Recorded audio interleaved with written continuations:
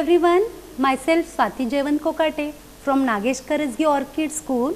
Today we are going to continue with our social studies civics lesson number 1, that is on equality.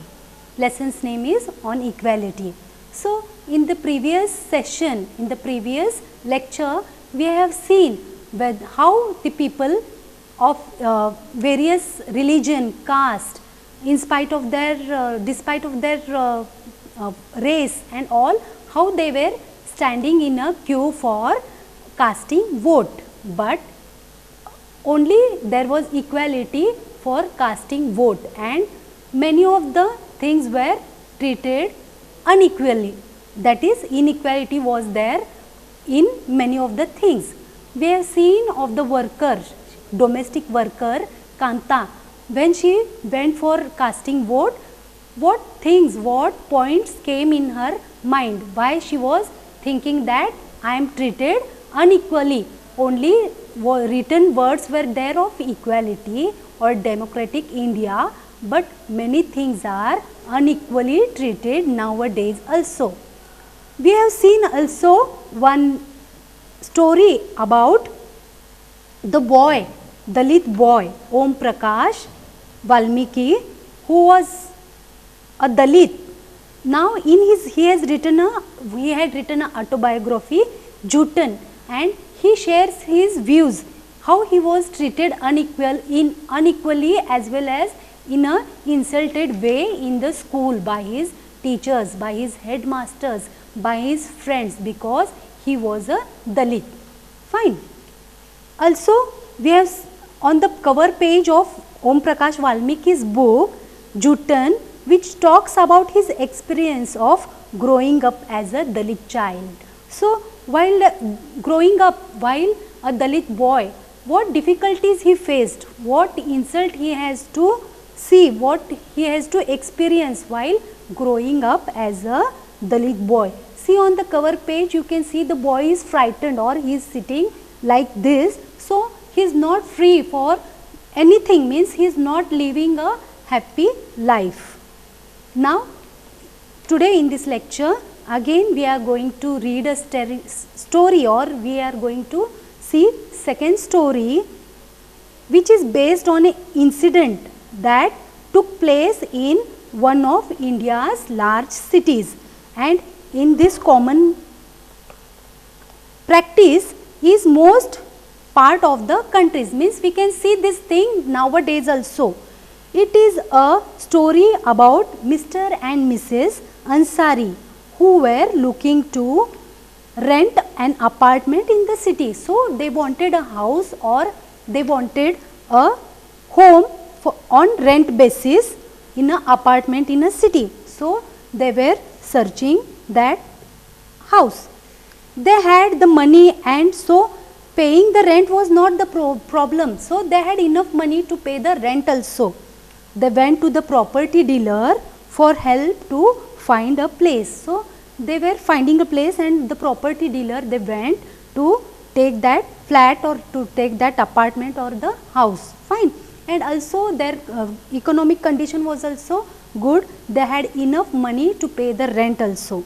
The dealer informed them that he knew about quite few apartments that were available on rent.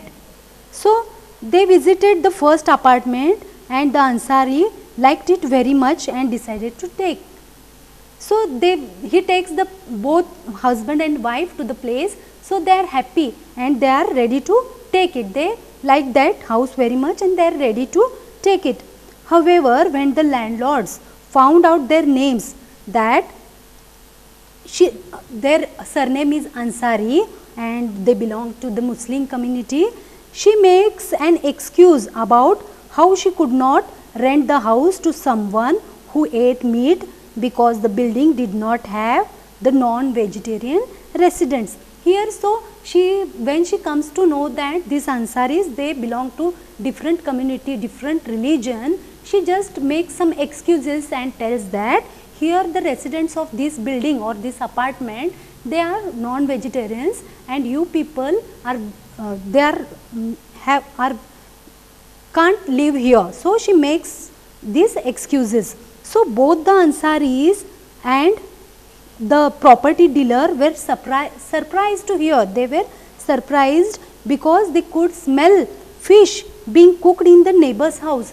Yeah, we can come to know that here the people, they are non-vegetarians. They can smell the fish smell, but because they are of the different religion, that is Muslim religion, the same excuse was repeated again in the second apartment or third apartment. Wherever they went to find the house, even they were ready to pay the rent also, they were not made, means they were refused to give the houses. Finally, the property dealer told them that they might want to change their names and call themselves Mr. and Mrs. Kumar. The Ansaris were reluctant to do this and decided to look some more.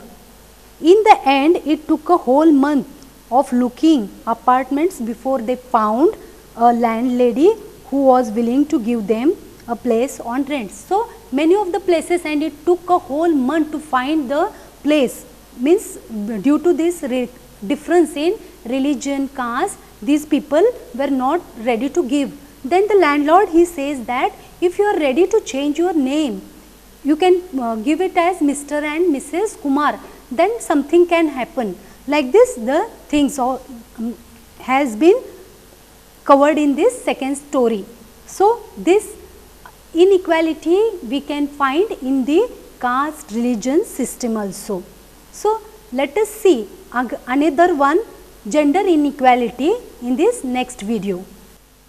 So two stories we have seen here, and now we are going to see what is gender inequality.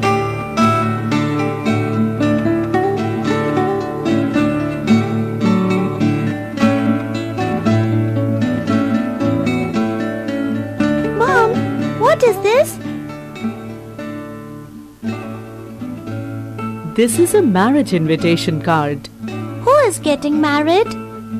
Beta, your cousin sister Anandi is getting married. Anandi? She's so young. She's not even 18. How can she get married? Yes, Beta, I know. But these kinds of things do happen in most of the families. They prefer to get their daughters married off early. But Mom, this is bad. Why can't Anandi study? Even her brother is of same age, but he is studying. Mom, why such discrimination? My dear daughter, this is called gender inequality. It is a common social issue prevalent all over the world. It refers to the unequal treatment of individuals based on the gender. It arises due to differences in social constructed gender roles and also based on biological differences.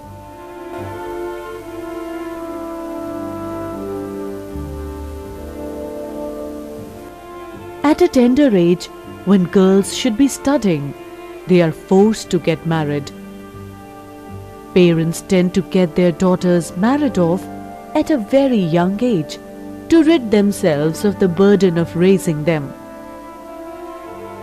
Early marriage and lack of awareness about family planning often leads to early parenthood. Mom, even my class teacher had told me something about the effects of child marriage. Yes, dear, what? She said that girls who are married off at a young age often are biologically not strong enough to give birth to a baby. Yes, dear, she is right. In most cases, they die during childbirth.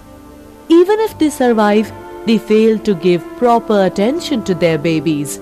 This leads either to malnutrition or infant mortality.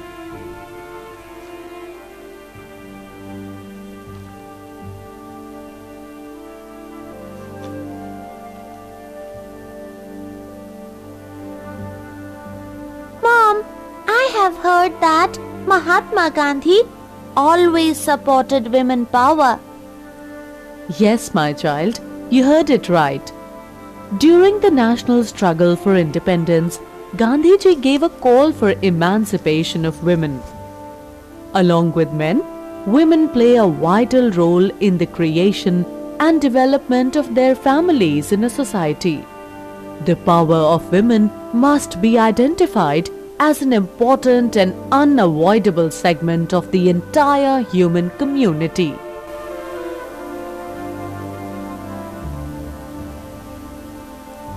But Rinki, do you know how pathetic is the condition of girls? In many countries, girls are not encouraged to pursue education. They are forced to help out with the household work.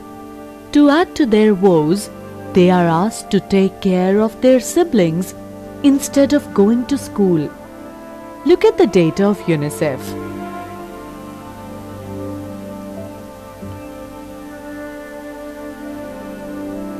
Mom, it means girls have to face problems at every stage. Yes, it is a sad truth. At workplace, often women are paid less than men for doing the same work. And this is one of the reasons that the majority of the world's poor are women. Do you know, girls are discriminated even before birth? Is it so, Mom? Look here. Every day, thousands of baby girls are killed in the womb. In some cases, parents abandon the girl child after birth. In India, a birth of a son is considered as a blessing, and birth of a baby girl is considered as a curse. The government of India has banned sex determination test in order to bring an end to female feticide. However, the problem still persists. Mom, when a girl gets married, why her parents are often forced to pay huge money? This is an old age custom known as dowry. In India, dowry is given in cash or some kind of gifts to bridegroom's family at the time of wedding. The government of India has banned dowry and considers giving or taking dowry as a crime. However, many people still practice it. In cases where parents fail to pay the dowry, their daughters are often tortured physically and sometimes even killed. Mom, I want to ask you something very serious. Yes, dear, please ask. Today, when everybody is fighting for their independence, Muslim women are forced to live behind doors, only to emerge hidden behind scarves and burqas. Why is it so? You are right.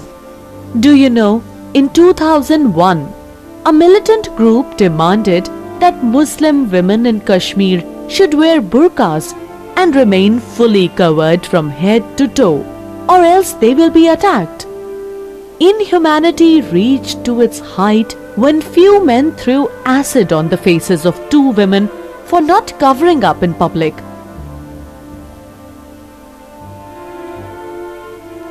In Saudi Arabia, women aren't allowed to drive or even ride bikes. Even men aren't allowed to drive women they are not closely related to. In the year 2002, in girls' school in Mecca, Saudi Arabia, 15 schoolgirls died when their school was on fire. The police did not allow them from leaving the building because the girls' heads weren't properly veiled. Mother, I feel afraid. Are girls really a burden for parents? No, dear, not at all.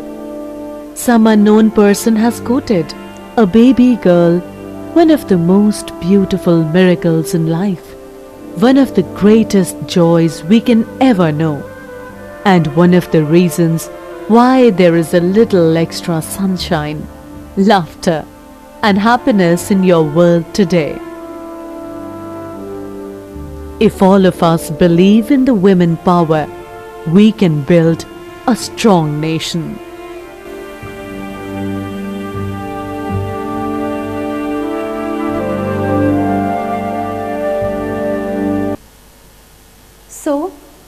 video we have seen children that how there was inequality, how there is inequality between gender discrimination or gender inequality.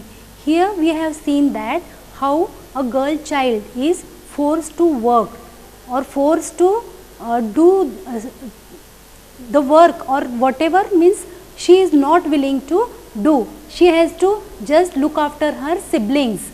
She is not allowed to go out for any reasons, for education, playing or with her friends and all. So, how they are treated unequally. So, this gender discrimination is there. Also, we have seen that how this girl child is died or in the womb itself. Also, we have seen dowry deaths in many of the parts in India. Nowadays also we see that these things happen and we can read in the newspapers. So, this discrimination is followed or is seen nowadays too. Now, next one we are going to see recognizing dignity. So, what is dignity? It is quality, it is the quality of being worthy of honor or respect. Means every person must have respect. If he is insulted because of his caste or because of his economic position, he feels very bad for that. So, dignity, write down children, dignity is the quality of being worthy or honor of respect. Fine. So, what is now next one we are going to see, recognizing dignity. You have understood by now that caste we are born into, the religion we practice, the class, background we come from, whether we are male or female. These are often the things that determine why some people are treated unequally. Om Prakash Valmikis and the Ansaris are being treated unequally on the basis of difference of caste and religion. You have seen this. Now, there is a question, again one more question I want to ask. If you were one of the Ansaris, how would you have responded to the suggestion that you can change your name? Suppose if someone tells you to change your name, what will be your reactions? How will you respond to it? Also, another question, can you think of an incident in your life in which your dignity was violated? Now, here we are going to see how did this make to you feel. Now, here dignity in detail, one more story we are going to see here. What is dignity? When persons are treated unequally, their dignity is violated. So, they feel very bad for that. The dignity of both Om Prakash Valmiki and Ansaris was violated because of the way in which they were treated. They were treated very badly by picking on him and making him sweep the school because of his caste. Om Prakash Valmiki's schoolmates and teachers hurt his dignity and made him feel as if he was less than equal to all other students in this school. So, he was not treated equally. Being a child, Om Prakash Valmiki could not do very little about the situation that he was in. Means he could not help out because he was very small to understand all these things. It was his father who, on seeing him doing all these things, sweeping the full ground and making his face and all dusty, he felt angry, he felt very bad by this unequal treatment, by the confronted, he tells to the teachers that he did not feel these things, where he felt very bad about these things. Then again we had seen Ansari's dignities also was hurted, isn't it? When they were told to change the name, as well as they were refused to give on rent basis the houses on rent basis, even though they had enough money to pay, only because they belonged to different religion. However, when the property dealer suggested that they can change their name, it was their dignity or self-respect that made them refuse this suggestion. So they were also having their self-respect. They did not want to change for other people. Why should they change only for the house? Their question was. Om Prakash and the Ansaris do not deserve to be treated like this. If children, you were on the place of that small child, how would you have felt that other children are laughing on you, you are cleaning the things, you are not made to sit on the mat, you are made to sit down, how would have you felt? So this is dignity where you are insulted. They deserve the same respect and dignity as anyone else. Fine. So here is one story again. In 1917 films, there was a film you might have seen or no, I don't know, but in Diwar film, what happens? A small boy is there and he is polishing the shoes. Okay. He works as a shoe sign. He polishes the shoes of the rich people, whoever come and tells him to polish the shoes. So when he polishes the shoes, then one of the man, what he does, he throws the coins or whatever amount was there, 1 or 2 rupees on the ground and tells him to pick up the coin. Whatever money was given, he tells the boy, small boy, to pick up, and then he feels very bad about it, that I have done the work, I have the respect for my work, then why these people should throw? It should be given properly with respect in that boy's hand. So he refuses to pick up that coin, even though he is a small boy, even though he is polishing the shoes, he has the what we call dignity, he has the importance, he has the respect for his work.